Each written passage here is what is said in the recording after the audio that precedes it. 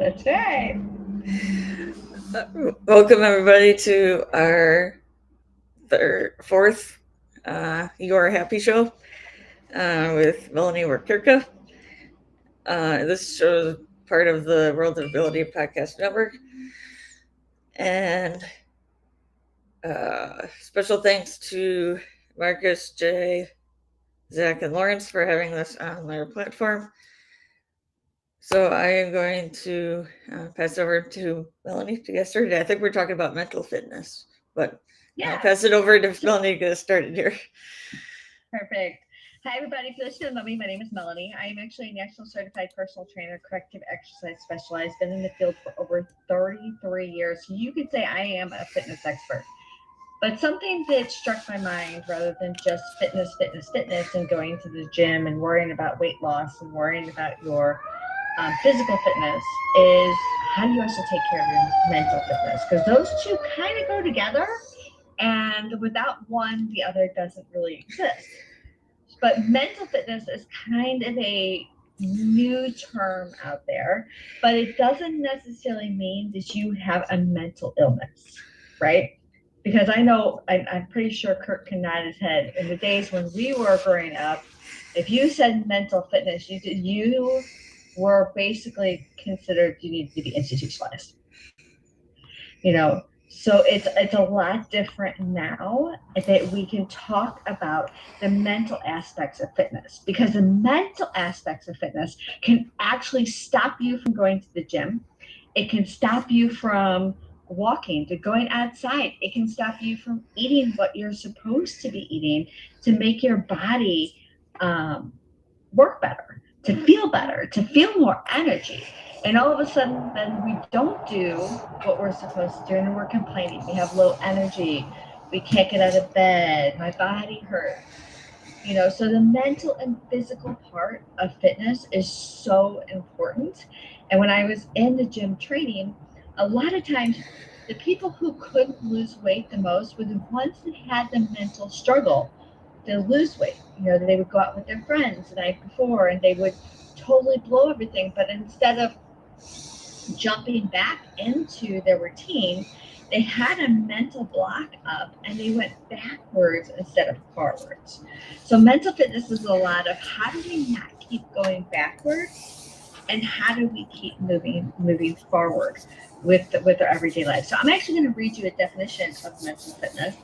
So mental fitness is more than the absence of mental illness. It's beyond self-care and recovery. It's about growth and thinking, feeling, and performing at our very best in all areas. Mental fitness is developed by equipped people to treat mental health as something that they can strengthen and improve. So that's a big variety, if you ask me, right? That's a huge variety of people who get stuck. I know many times myself, and I don't know about Emily or Kurt, that I've gotten stuck in my journey, that I couldn't move forward, that I felt like it was useless. It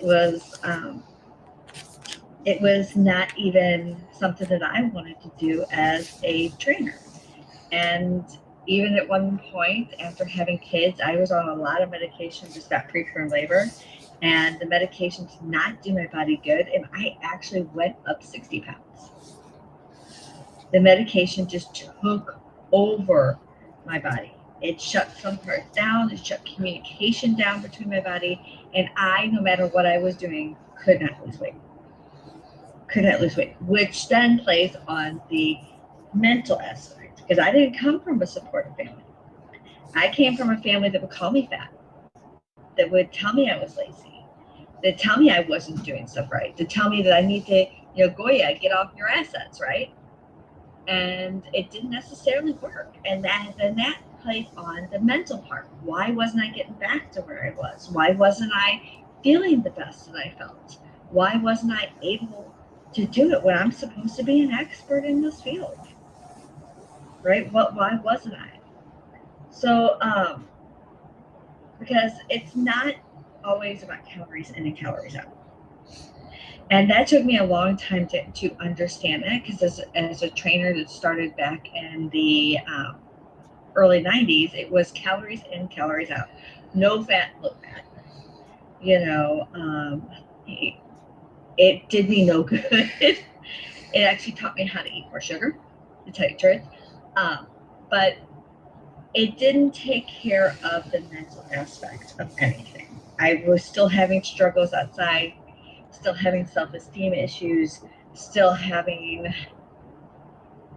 mental aspects. And there's some different things, components that actually can help with this. Not help with this, but inhibit this. It can be genetics, right? It can be anything with genetics that can make you gain weight. It can be medication. Sometimes medication that you're on, as I'm a former EMT, I had to go to EMT school in order to it's one of the requirements for the degree I was going after. I was going after athletic training degree. But what they'll do is, if the body thinks it's under stress, it'll actually wrap fluid around your organs to protect it. So sometimes weight gain is from medication. It's from your body thinking it can't communicate in any way. So I'm just going to protect my body and wrap fluid around.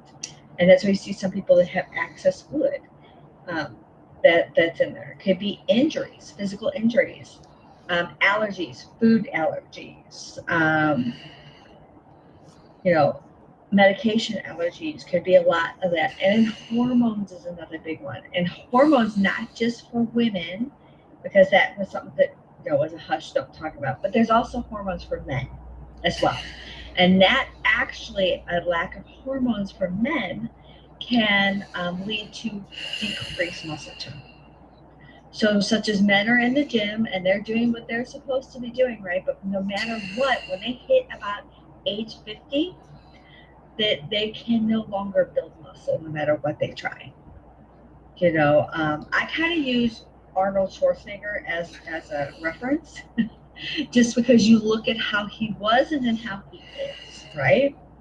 So he hit that level to where there's not a balance in the body, and the body cannot produce muscle anymore because the hormones are so off balance.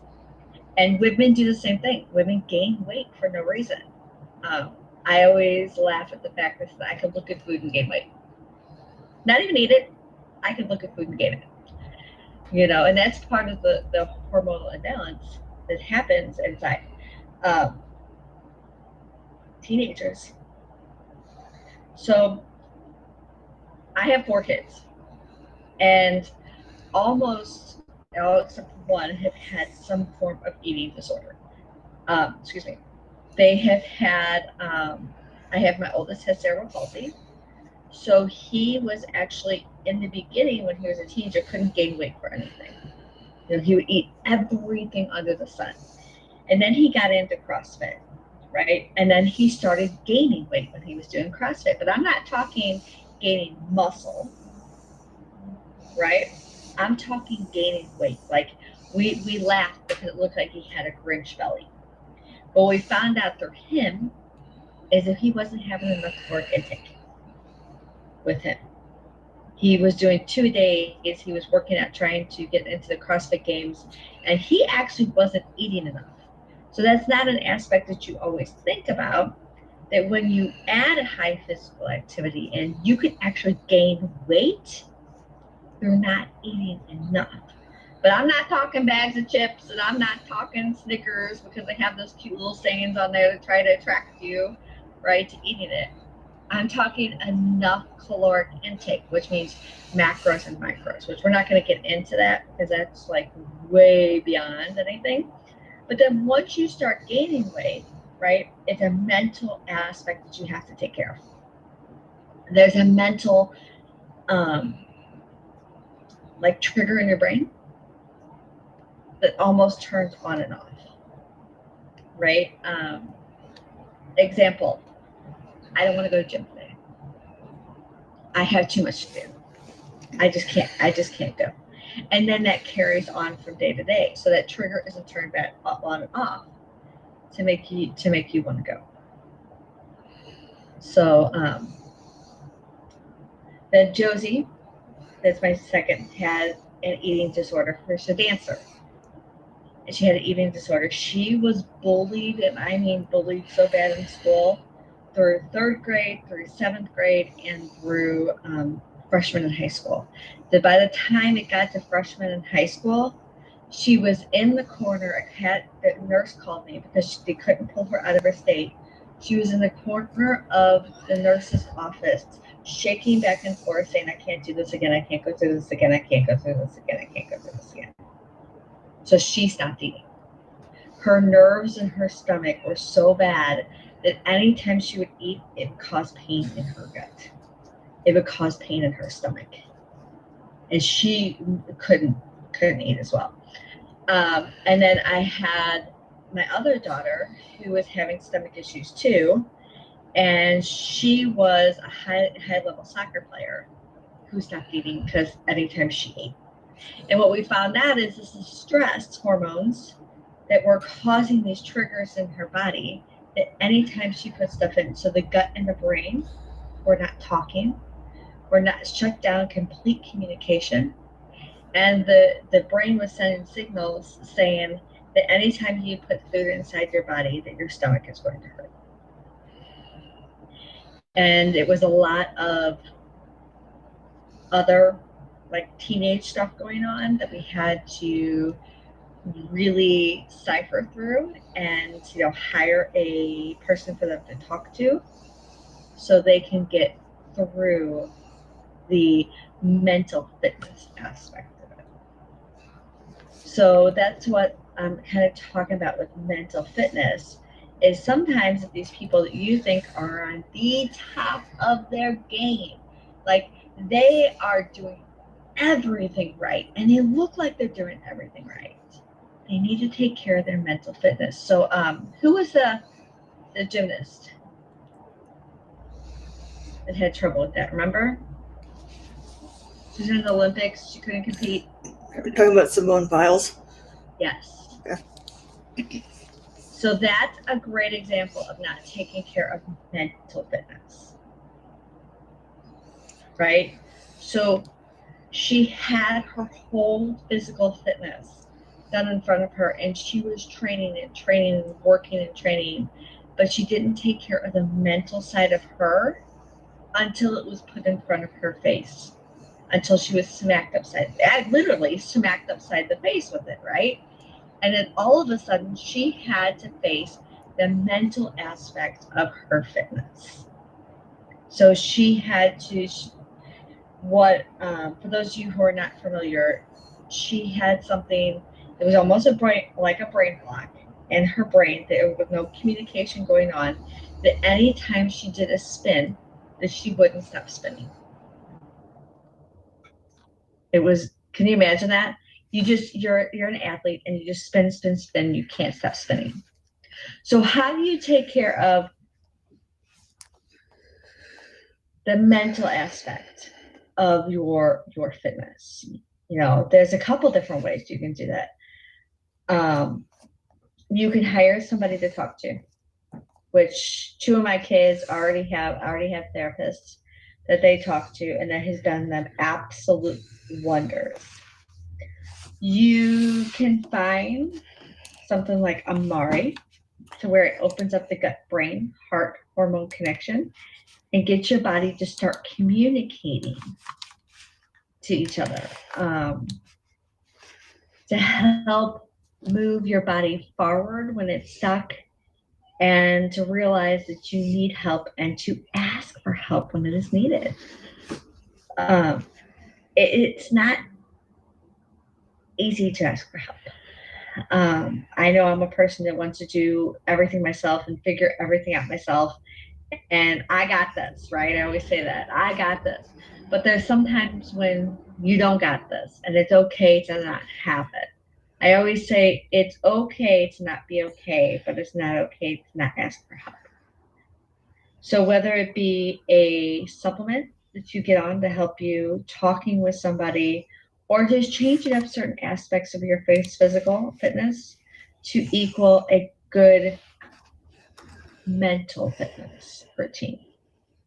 And I have on here my phone, I made sure, you got 10 healthy habits for mental fitness. And some of them I have done, but you got to remember, just because I did it doesn't mean that it's not going to work for you. And you really want to really hound in on that. So choose a positive attitude. That's one of them. A positive attitude is something that you have to choose. There's so much negative out there, and negativity actually is talked about more than positivity. So choosing to be positive is huge because that can change your mindset. I'm not letting that negative stuff come in, right? Schedule me time daily. Now, me time looks different for every single person, but I'm not talking go out with your girlfriends as me time. I'm talking you sit there and you really focus on breathing. You focus on you. You focus on something that you love to do that brings you so much joy, that brings you back to how you want to actually feel. Reward yourself. So reward yourself. I'm not talking go out to Starbucks.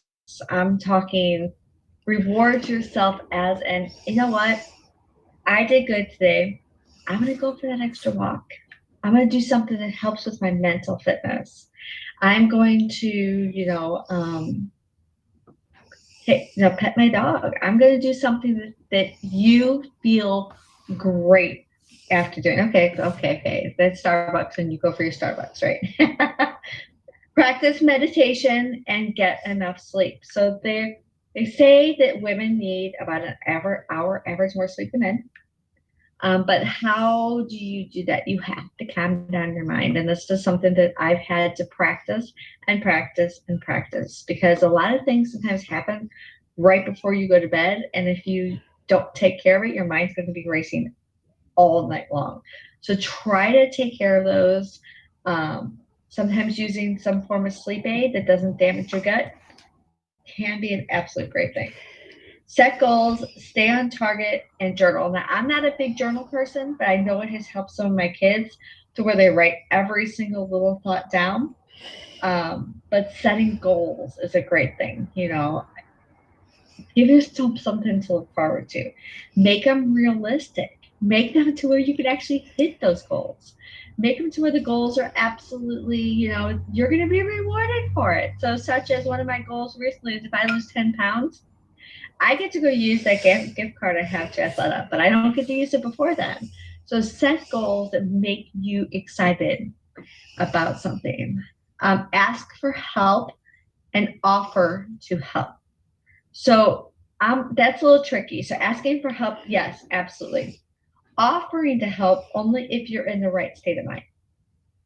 Because sometimes people can sense if you're not in the right state of mind. I know I have been taken full advantage of, and it has set me back tenfold. So just be aware of the people who honestly want your help, not take advantage of your help. So that's a huge thing. Get physically active. Get out there. Enjoy nature. Enjoy a walk with your dog. Enjoy something. It doesn't have to be a 1 hour fitness class to where you're going. Ride your bike. Do something you absolutely love. If there is a pond down the street, go ride your bike to the pond. Have a great time doing it. De-stress your diet.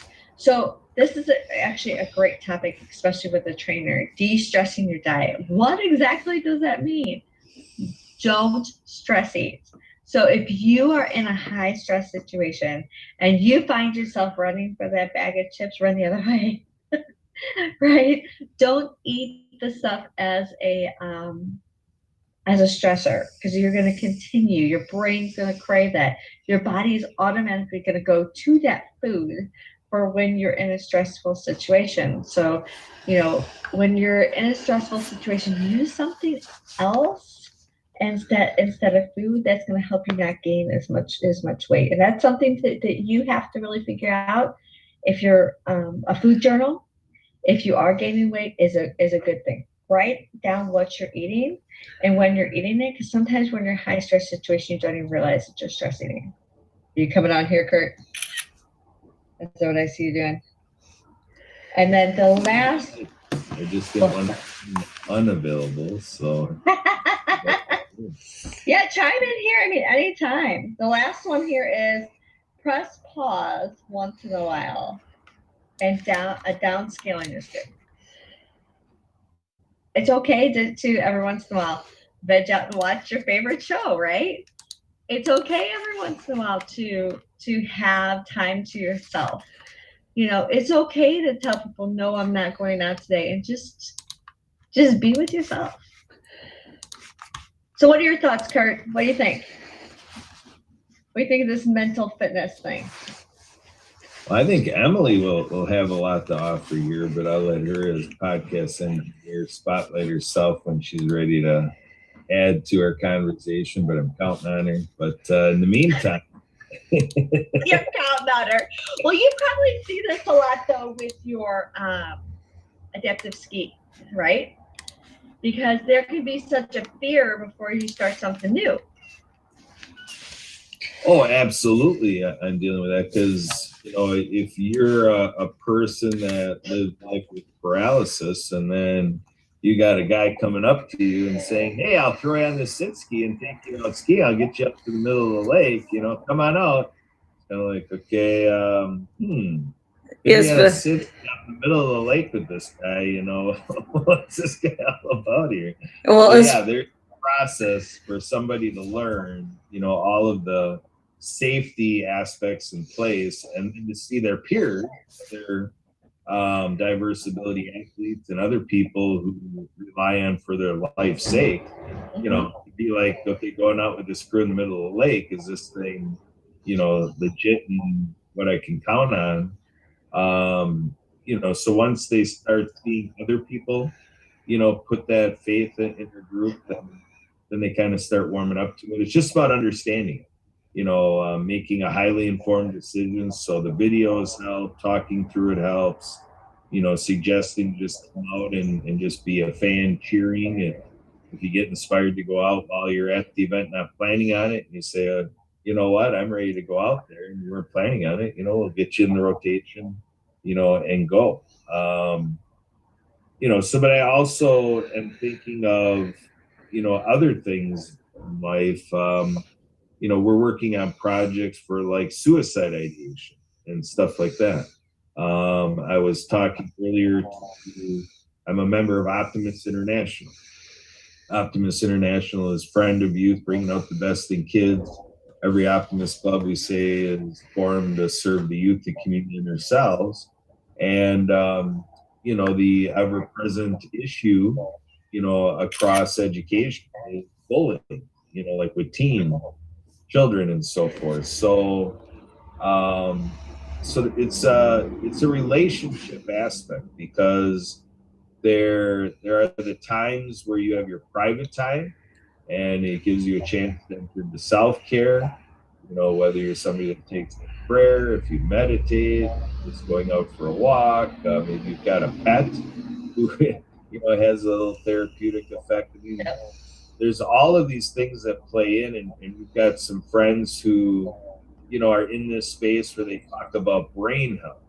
So when you talk about mental fitness, some of it is that, body, mind, soul, how it all kind of works together. And that if you're working on all cylinders, you've got the, mental fitness, but then you've got the, you're really feeling, full in your soul, and you really feel that energy, that comes through your soul to, really give you that, oomph in your life. And, and then like in your heart, kind of your feelings and kind of your attitude and your scruples and stuff like this, that, what are your reactions? So like say with bullying, the way I'm speaking to it is to say, like say at school, students will see another peer, another classmate, another friend being bullied by another friend. And then, so the principal will deal with it. They'll be disciplined. And that's just kind of how they get through it. So I'm speaking to it to say, well, what about this adage of it takes a village to raise a child? So where is this stuff showing itself in our faith space? Does it seem like a teen is disengaged and not really getting into the worship experience or whatever, and where is that, or is somebody being taunted for the faith community that they're in, and then the service sector, like their Lions Club, I mentioned Optimists, and, people can name their favorite nonprofit, there is a person, or if we're talking about youth, are these teens or younger kids getting involved in these things? And if they're not getting involved, is it just because it's not their nature, or is there something else that they're dealing with that they just don't need that extra of being around other people, right, but have their own issues, to deal with? And then, the education of this, like this show, our happy show here, where else are people getting this information? Because I find even talking to professionals that they could use some help to have this more readily available in their professional yes, serving youth or whatever people are doing in the service sector, serving another person, where navigating how well somebody else participates in the conversation or not.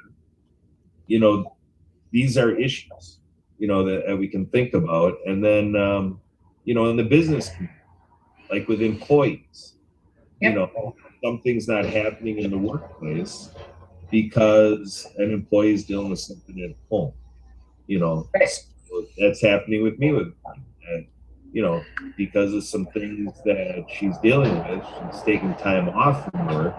But then it also is affected because there's communication, there's text coming into her phone, and there's the emails, and this distraction away from work.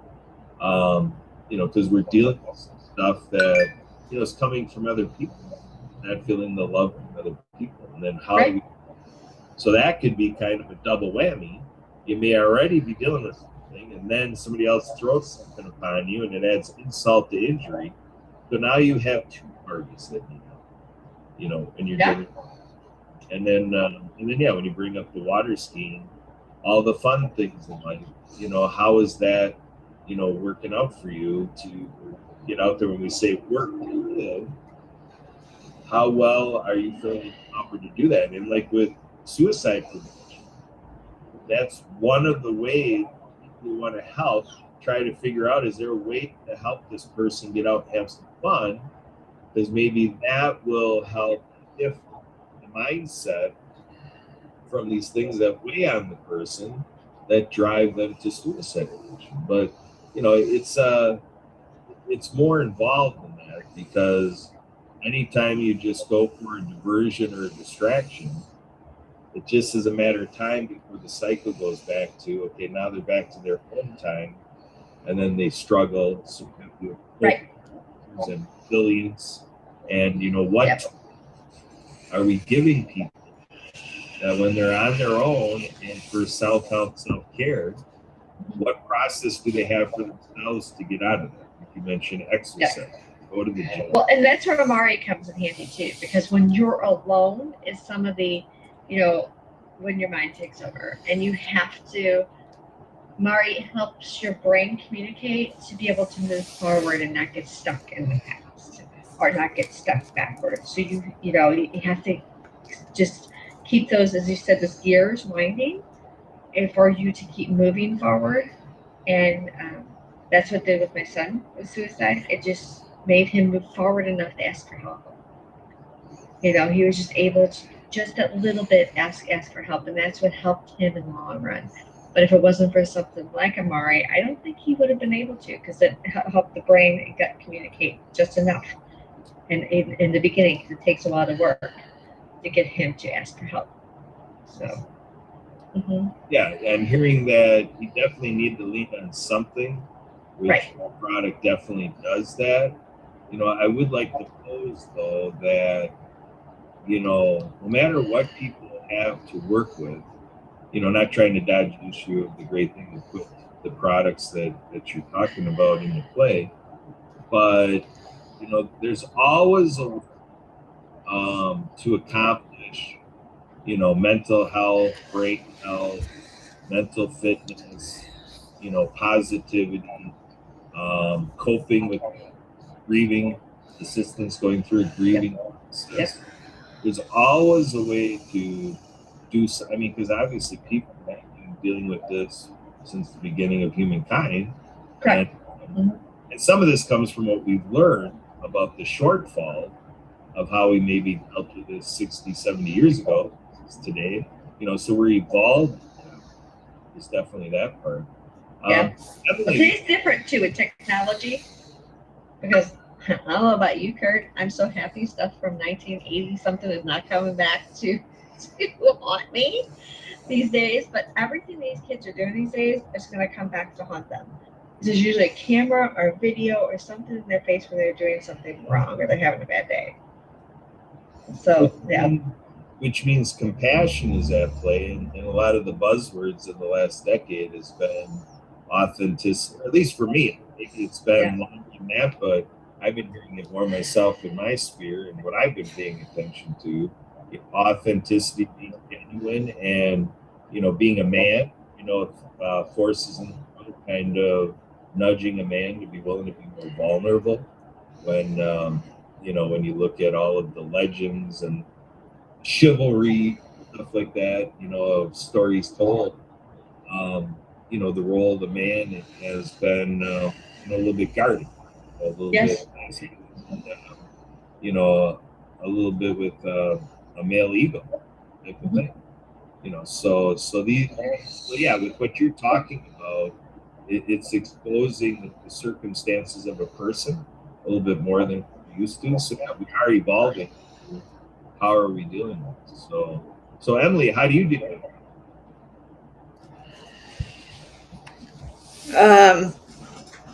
She's looking to see if she's muted. I was just looking at those text messages. Now I gotta talk about you are happy. So here we go. How are you happy? So we go from you are happy to how are you happy? I'm happy being here with both of you right now. All right. So what do you do to bring yourself mental fitness? Has that ever been anything for you, or is this a thing with Melanie here? Is it you are happy show? Is the idea of mental fitness, or what does mental fitness mean to you? Well, I think mental health is a very important topic to not really be taken lightly. And are you going to say something, Kurt? Well, what is the difference between mental health and mental fitness? What's the difference?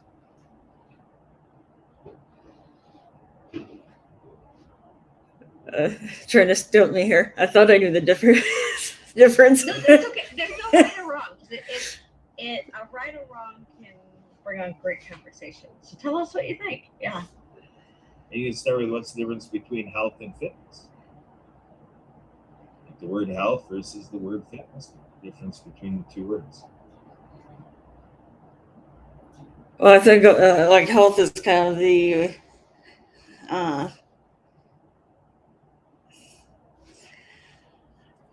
it's kind of the like overall like picture with like what you eat, kind of like the whole kind of like lifestyle kind of thing. Like and fitness is like one of those things.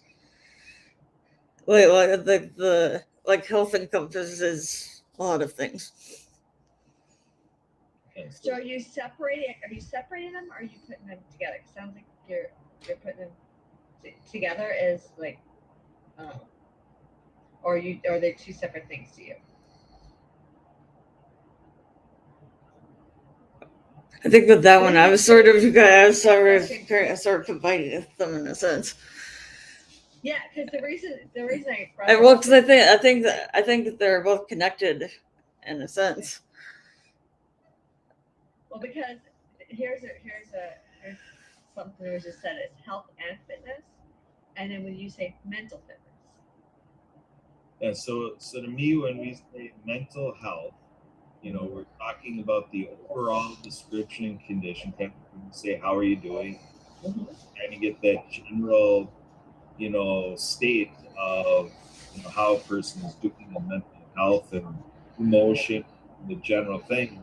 When you talk about mental fitness, now that suggests something a little bit more assertive, a little bit more purposeful, more of a regiment, a little bit more robust. And yeah, to me, I think mental fitness is a part of maintaining your mental health, because I think, Emily, you're right. Mental health is that general plateau, like what's your homeostasis, your baseline, and mental fitness, like when I talk about resilience. So yeah, it all can fit under mental health. But when you start talking about more specifics of mental fitness, like say using the products, Mhm. me, that kind of drives more mental fitness. That's the more immediate step, is it serves the mental fitness, which then by the end of it all levels out that you're experiencing an ongoing. So it's kind of like chronic and acute. Yep. In medicine, say chronic conditions, chronic illnesses, and then acute episodes, things that happen all of a sudden, like if you have a heart attack or something. That acute experience. Mental fitness, to me, deals with the spikes and more challenges, more of the energy, more of the coping mechanisms, your ability to deal with those undulations, psychology. That's more mental fitness, which, like you said, Emily, goes under the umbrella of mental health. But to me, mental fitness is a more practical term, how somebody can do something in the short term to achieve short-term goals. Yeah, what I was kind of getting to years ago, it was health and fitness, where now it's kind of combined more mental fitness because you had an and in there, which means they were separated when they were actually should have gone together. Health fitness should have gone together rather than being two separate entities. Because you really, without the mental aspect of fitness, you're just going in circles. You're going in these huge circles that you really can't move as forward as you want to if you're not bringing in the mental aspect of your fitness. Yeah, I think mental fitness again speaks more towards the functional benefit, that if you're going to pay a few $100 to achieve something, I think mental fitness gets that little bit of where we are today, instant gratification. And so when you're entering into a mental fitness program, or you're going to do something for your mental fitness, it's to me it speaks towards more instant gratification, like to go to the gym, Yeah. or for physical fitness. There's physical health, which is again that umbrella term, and how you're doing things in the long run, and that it's kind of your character, like throughout the whole year.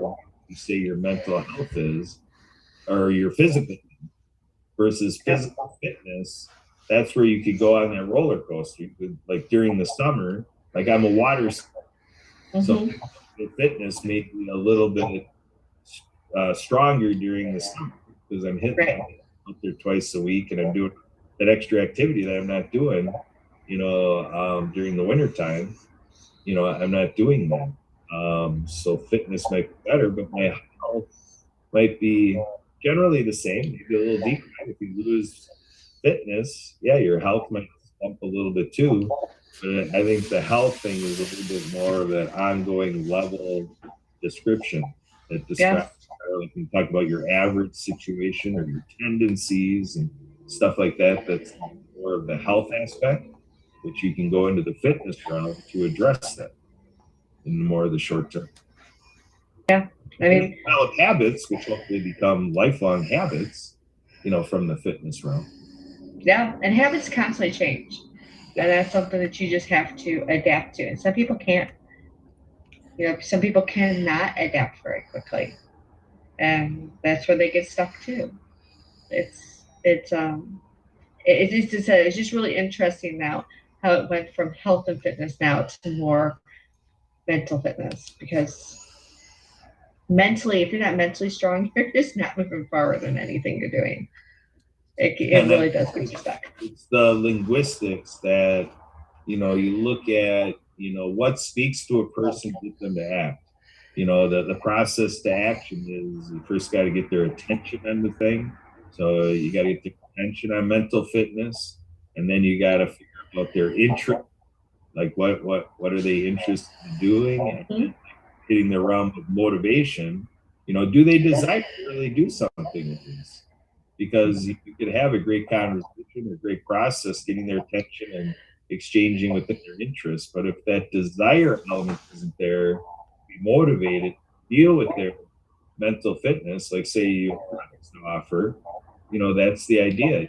Is there going to be a purchase of it? If not, maybe you can take lacking desire to really address the components so they lack the insight value that's sitting there, that if they bring this into their regimen, they're going to achieve some outcomes, which is great. I mean, it's true fact. They'll improve in this way. But if they don't desire to do that, there's nothing you can do about it. You have to, yeah. I've come across that a lot with training. You want somebody so bad, but unless they desire it internally, it's just not going to happen. The trainer's broken my heart many times. Yeah, you can't force anybody to do anything that they don't want to. Really? Right. No, I should try, right? Yeah. I mean, sometimes Kurt. they're this close too, and you're just like, come on, just a little more, and what did that? Yeah, I was dealing with that in my community just earlier today. I had a meeting in January, met a couple weeks ago, and I thought I accomplished something, that the process was going to move forward. And I chose Friday to be a check-in point. We've been discussing things here at my house over the weekend, and then woke up today to say, I'm just not satisfied. Part of it is that we have an event on Wednesday.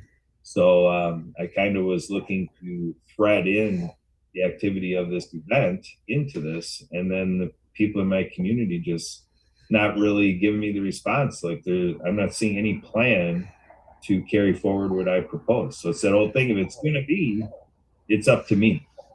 So here I am, I'm getting her done. Yeah, getting her mental fitness. That's all. Because you chose to move forward rather than moving back. But some people choose to move back rather than moving forward. So that's a great example of how you can move forward with mental fitness. Or just staying, or just staying where they are and not moving back. Either moving back or just staying where they are, not moving forward. Right. I mean, it's. I've come across that many times. I'm not gonna lie about that. I'm not perfect. Hey, if you come across somebody who is, let me know. Kurt, don't you dare raise your hand. Come across somebody other than Kurt. I had a feeling that one was coming, so I'm like, Kurt. Sorry, you're getting it dead, Kurt. Yeah, I kind of had that post-nuptial thing, be in conversation with my wife, and she'd be like, I'm sorry, I'm not perfect. I'm like, well, where was that disclaimer when we got married? My husband would be like, on page, no, that's not gonna work. That was not there. Oh, what happens when you've been married 25 years? That's right. That's what happened. So, well, thank you both for joining me today. I enjoyed the conversation. A little bit of education and some great conversation always goes a long way. Yeah, I tend to, I have this testimonial that I tell people, yeah, it didn't totally suck. So, you didn't totally what? You phased off there. Yeah, I just tell people, yeah, it didn't totally suck.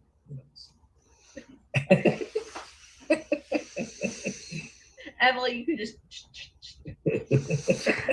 Yeah, I know. I did that to somebody at H&P. I forget what his name. I'm like, lean into the camera. Lean in there, I go.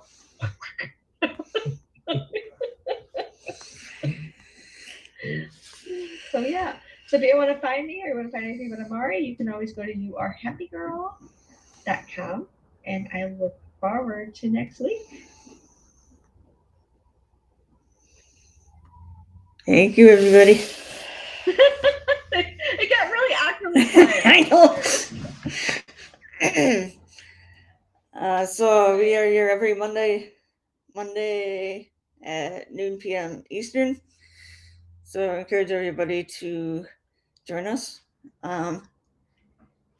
And to please check out all of our Your Happy social media and comment, like, share, and so on. So on behalf of Melanie, myself, and Kurt, and the rest of the World of Ability Podcast Network, we wish you a safe and productive week and to stay happy. Recording stopped.